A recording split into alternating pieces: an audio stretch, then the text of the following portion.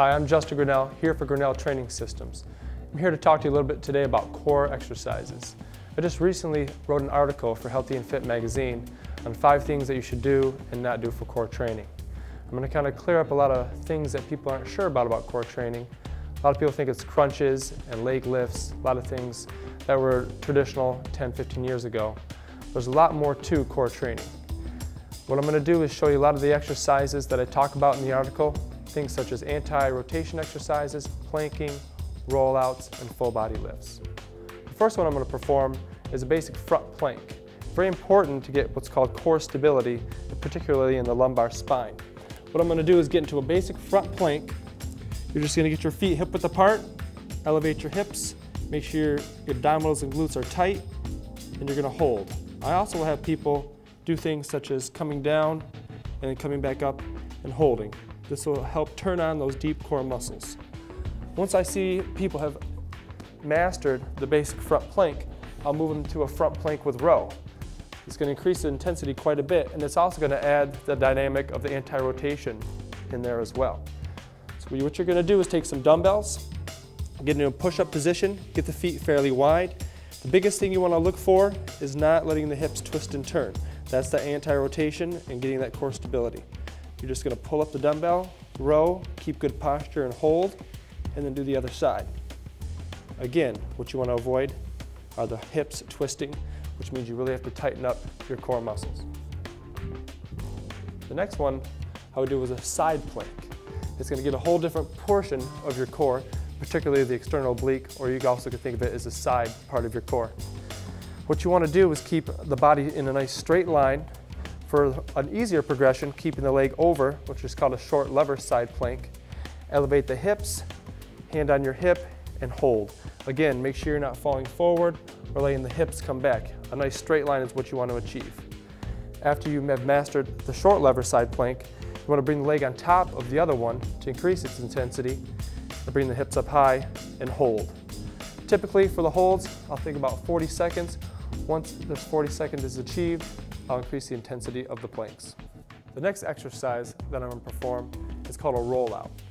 And I feel that the rollout is going to take place of the crunches and the sit-ups because it's going to work the anterior core, basically the front portion of the abdominals that a lot of people think about when they're doing core training, wanting to feel that abdominal burn. And this right here is going to get the job done. It's a lot more beneficial than a traditional crunch because it won't cause low back pain. You're not focusing on getting poor posture, you're actually focusing on more what's called extension, which is in turn going to help your posture. Anybody can start out with a stability ball rollout. What you're going to do is get a stability ball about 55 centimeters in size. Get down in a kneeling position on both knees, knees in line with the hip. Get the arms fully extended in front of you, making sure you keep your core muscles tight, looking down at the ground. You're going to just guide yourself out as far as you can while maintaining form. Pull back in and then out. Now only go out as far as you feel comfortable. If you feel that you're dropping your hips just like that, that's incorrect. Keep your hips up high, keep the core tight.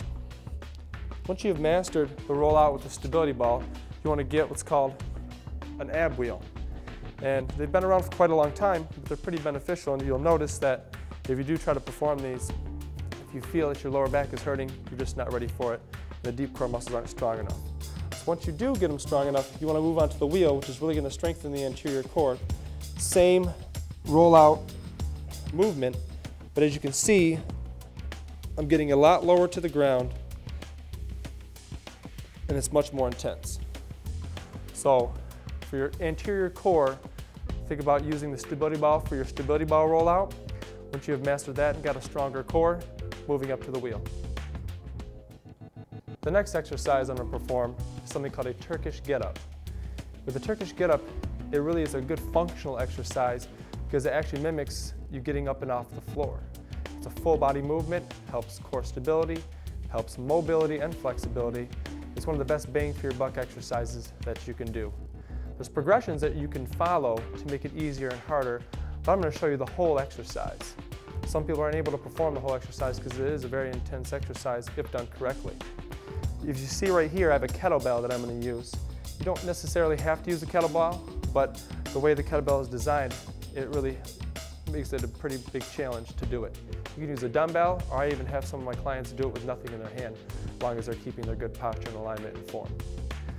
What you want to do first is lay down on the ground on your back, grab the kettlebell in one hand, press it above your chest, and keep your shoulder blades tight. Same leg of the arm that has the kettlebell comes in to be flat. Always keep the arm straight as possible, and always look at your hand the whole time. You'll first go up on your elbow and hold, then go up on the hand. Elevate the hips high. This is where it starts to get hard. What you want to do next is do the pull through to where you're in a kneeling position and sit up straight. Then you'll stand up and hold. Then you're just going to go in the reverse order, go back on the knee, back on the hand, bring the leg through and elevate. Guide yourself down slow, on the elbow, and then all the way down. Sometimes I'll just have people do a half Turkish get up, which is just going on the elbow, and then going on the hand, and back to the elbow, and back down. So you can start with some of the small phases of the Turkish get up, but I tell you what, as far as a core exercise, this is one of the best things that you can do for mobility, stability, and complete functional full body core strength. The next exercise I'm going to perform is called a stability ball knee in with push-up. As you see, I have a stability ball here. There's hundreds of exercises that I could do on this stability ball. But I picked one, the knee in with push-up, for a variety of reasons. It's a full body functional movement. It gets upper body strength as well as core strength and stability, and also makes you stabilize the middle of your back, which is very important. So what I'm going to do is I'm going to take a stability ball. I'm going to get onto my stomach, do what's called a walkout, which is a core exercise in its own. Get my feet and shins on the ball. Make sure my body is fully extended, my middle back is tight. You want to prevent a rounding in the spine. Keep your abdominals and glutes tight. Pull the knees in, and then back out. And then get as deep a push-up as you can, leading with your chest. As you get better at it, you can maintain your form. You can speed up the movement. And eventually, if you're good enough with it, you can do it with one leg and make it even harder. When you're done, walk out onto your stomach, and you're done. Again, stability ball has a great wide selection of exercises that you can do. Try the stability ball knee and push-up to help strengthen your core. The next exercise that I'm going to perform is called a Woodchopper walking lunge. And I really like this exercise because it is an anti-rotary exercise, meaning it's stabilizing the lumbar spine. We're not twisting at that lumbar spine, strengthening the core, the upper body, and the lower body. As you see in the article that I had written, I really talk about full body lifts that really strengthen the core. Things such as squats, lunges, rows, jumping, also some medicine ball work as well. So when you're working the full body as one synergistic unit, the core has no choice but to stabilize itself and try to get a lot stronger. So I really emphasize full body lifts in my clients' programs. First, what I'm going to perform first is one with a kettlebell, which is going to be a little bit more intense for a lot of people. I'm going to grab the kettlebell, and what you're going to perform is kind of like a chopping motion across your body while you're doing a lunging pattern. Crossing over, stepping and dropping the knee, and then alternating each side. I also have people perform it backwards, which as you can see, is much tougher. As you can see, I'm also not rotating my body. I'm looking straight ahead, keeping that spine nice and straight as possible. If this is too hard, I'll have people do it with a medicine ball. A little easier to hang on to, and the force of gravity doesn't make you twist as much. So I'll start people with a 2-pound medicine ball, and they'll do the lunging pattern as well. As you can see, I'm going pretty deep with my lunging, which is hard for some people. So what I'll do is just shorten their stride a little bit. Let them build up to it. So like you saw previously, with all the exercises that I did, there's progressions that you can follow. So anybody of all levels can kind of see where they stand with each core exercise and then progress to something a lot harder. So there you have it. Exercises that you can do to increase your core strength and stability. A lot of misinformation out there with how to do your core training.